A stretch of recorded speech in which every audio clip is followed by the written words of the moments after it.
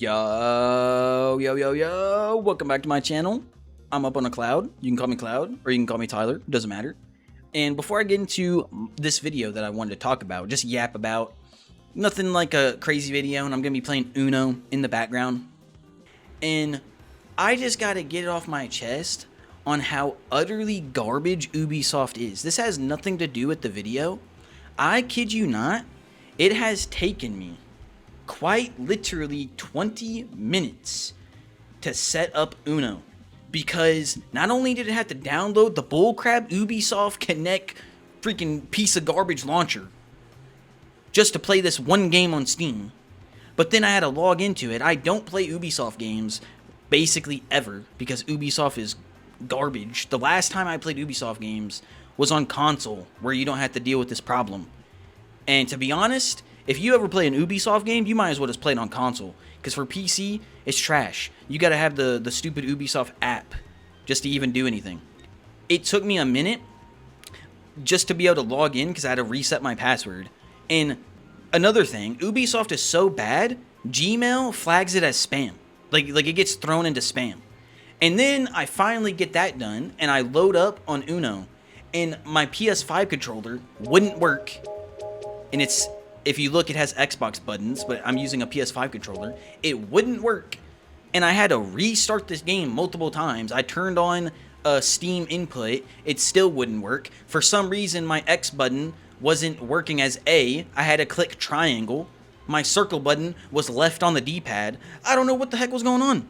And then I restarted like 2 times, and then it fixed. It makes no sense. What is local? Oh. Online? Yo, what is going on here? But anyways, back to the topic. The topic that I want to talk about today is why One Piece is one of the greatest pieces of fiction of all time.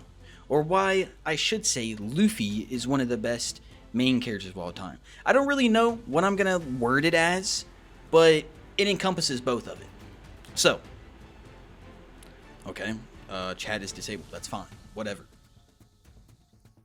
So, I don't know what's going on with this game these days. This game is like way different than what I remember it was. Maybe it's just the PC version that's different. But essentially, the reason why, and I join in and get scammed, really? I mean, I got a lead though. One of the best things when it comes to One Piece is the fact that Oda is really good at conveying themes. And Oda is very consistent. You know, you have debates on, well, what's better, Naruto, One Piece, maybe Dragon Ball, and all these other things. And me personally, I do think that One Piece is one of the best, and it's my favorite.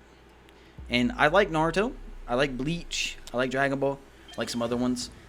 Bro, of course, dude. But none of them have this consistency that Oda has. And I join a game where it loses, of course. Oda has had so much things pre-planned way before he even got to where he's at right now. And a lot of the people, there was a theory going on with the Shanks gave up his arm willingly. Also, what the heck is going on with this game, dude? Like, you see what I'm talking about with Ubisoft? And that theory basically is confirmed right now. Like, Shanks chose to give up his arm because he had that mark on it. And I'm not going to talk about any leaks or anything.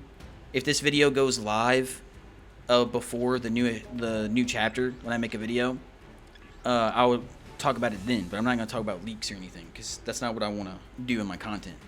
But dude, Luffy literally liberated Shanks when that happened. When Shanks let his arm get bitten.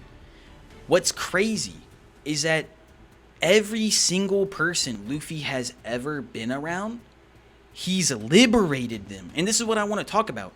Luffy has liberated every person he has actually came to being like close with. Bro, I can't get a game. Okay, there we go. It's just a bunch of AIs besides one dude over here. So, oh yeah, the challenge thing. Okay. I gotta remember how that works. So what do I mean by Luffy has liberated every single person? I'm going to be talking about canon. I'm not going to be talking... Ooh, thankfully he jumped in, actually, because I didn't have nothing. I'm not going to, like, add in, like, Uta and people from movies and whatnot. Are you serious? Yeah, I'm going to go ahead and play that, and I'm going to make it blue. Luffy's first? Why is it red? What happened? Huh? What happened? Did I pick red, or did somebody put another one on top and pick red? I'm so confused. I'm a horrible multitasker. Just putting that out there. Dude, let me put a car down. Okay. Anywho, back to the topic. Bro, I can't stay focused, man. Basically, Luffy, his first person that he liberated was Shanks. For the most part. You know, when going in, like, the chronological, like, story aspect. I mean, you could even argue that he helped liberate Sabo, because him and Ace both helped liberate Sabo. But, you know, he also gave Sabo the D in his name.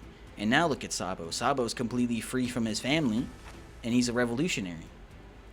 But, you know, I'm not going to just give that to Luffy for this. But he did liberate Shanks by letting Shanks remove that mark by saving him. And I'm getting just screwed. I'm getting griefed. At least it's not draw until you get the card. Oh, we got a person coming in. So, the next person, who did Luffy liberate? And people have probably talked about this before, but I'm going to talk about it. He liberated Zoro. That's another thing. Luffy has liberated every one of his crew members. He liberated Zoro because Zoro was literally tied up and he was going to be executed. Helmeppo didn't actually plan on having him released. So he liberated Zoro by freeing him from that potential execution, from his potential death. Then the next person that he liberated, I'm trying to go in order here. Technically, Nami was the next one he meant, but he didn't really liberate Nami yet. I would say the next one you could say he liberated was Usopp. Usopp always wanted to be a person to go out to sea. He was waiting on his dad. You know, if I remember correctly, somebody can correct me if I'm wrong, but his dad was supposed to come and take him. I could be wrong. It's been a minute since I've seen that.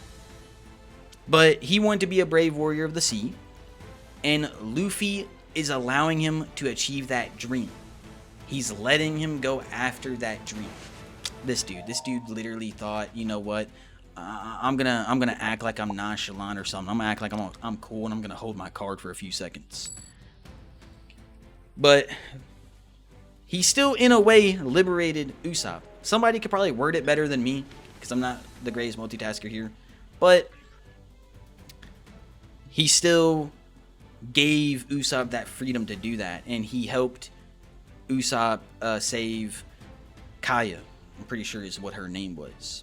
Then Nami was... Well, actually, no, the next one I feel like... Well, I joined in with 3 cards. The next one will be Sanji, going in, like, order here. Sanji, he always wanted to find the All Blue, but he felt like he kind of owed it to Red Leg to stay at the Barati and to run the Barati. But ultimately, that wasn't Sanji's dream. He just felt like he owed that to Red Leg. So Luffy managed to actually convince Sanji to join his crew and to go after his dream. So in a way, he liberated Sanji. So Sanji no longer felt obligated that he had to owe himself to Red Leg. So it's not like a crazy liberation, but he still liberated him. Then we have Nami. And he, of course, this is obvious that he liberated Nami, because Nami was basically a slave to Arlong her entire life. So he liberated Nami. Then the next one, you know, going in order, Robin, I'm pretty sure, no, Robin didn't join the crew yet. It was Chopper that joined the crew. He liberated Chopper by, you know, Chopper never felt like he belonged anywhere. Chopper felt like he was a monster everywhere he went. He was a monster to humans. He was a monster to reindeer. So he liberated Chopper by making Chopper not feel like a monster. And Chopper, you know, he wanted to be the greatest doctor. And I'm pretty positive he wanted to go places in order to find things. I could be wrong, though. It's been a minute since I've seen that. But he still liberated Chopper. Then we have Robin. And this is another one that's very obvious. He liberated Robin. Because Robin literally wanted to die. Robin felt like she needed to die. And that her being alive would only continue to cause more issues with the Straw Hats. Ooh, call Uno. What the heck was that? Why did my character sound like that? Was that me?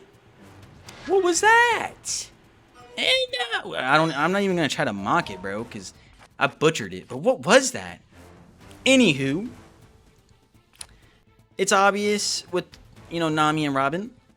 But then we also get to Frankie. And he technically helped liberate Frankie. Frankie had always wanted to make a ship that would sail around the entire world. And he kind of put that behind him for a little while because of what happened with Tom. He was blaming Tom's death on him because his ships were used in order to frame Tom. So Luffy liberated him on that. And I just like how I go from one card to a billion. Then, next in line is Brook. And he liberated Brook by helping Brook get his shadow back. Who knows exactly how long? I don't know if it was mentioned, but I can't remember it being mentioned. Who knows exactly how long Brook didn't have his shadow for? If it was mentioned and I'm just forgetting because my memory's bad, let me know in the comments. So, Brook was liberated by getting that back so he could leave that area.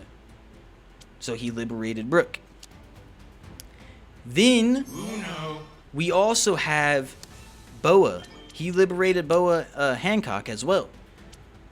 Boa, she hated men, you know, she had a valid reason because of her experiences.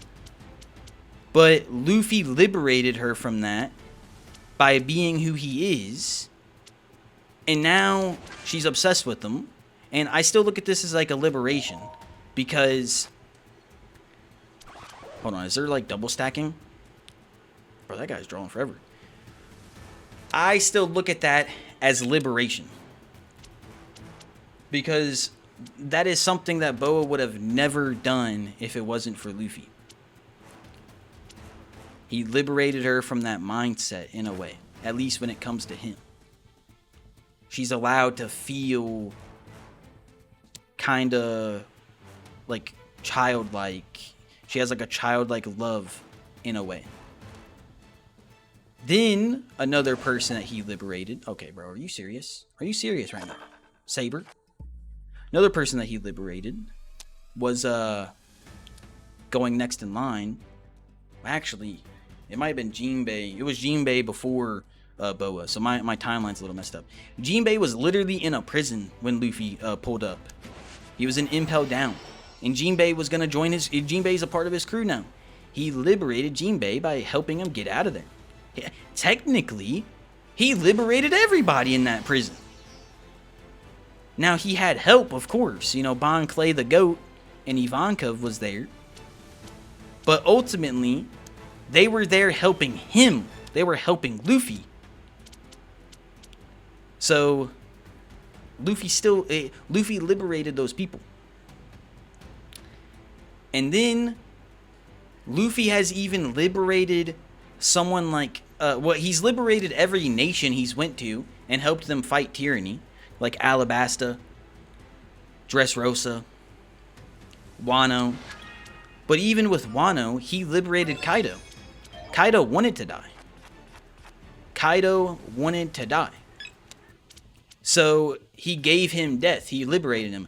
Luffy liberated himself by dying because dying is the ultimate freedom. You're never truly free until you die. And that's how he awakened his devil fruit. Death was a requirement for his devil fruit. Absolutely a requirement for his devil fruit. So he liberated himself. And it's insane because I feel like all of this is intentional by Oda. It's not like accidental. Oda has thought every single, and then if Loki, people have theories that Loki's gonna join the Straw Hat crew. The way to know that Loki's gonna, I keep like trying to burp or something. I don't know what's going on. A way to know that Loki has a big chance of joining the crew is because Luffy is going to liberate him. Are you serious? This dude Saber's cheating. He knows my cards. But he's going to liberate Loki. When he first meets Loki, Loki's chained up. And then now he's the one that wants Loki unchained. He's going to fight Emu, possess Gunko, alongside Loki and his crew. And then Loki's also going to see that he has the Sun God Nika form. And same with other people in Elbaf. There's, some giants that are aware of it, but Loki's not aware of it. Who knows? So, are you serious? There's no way you reversed it, but you... Who knows? What? Buddy. I can't even put a card down.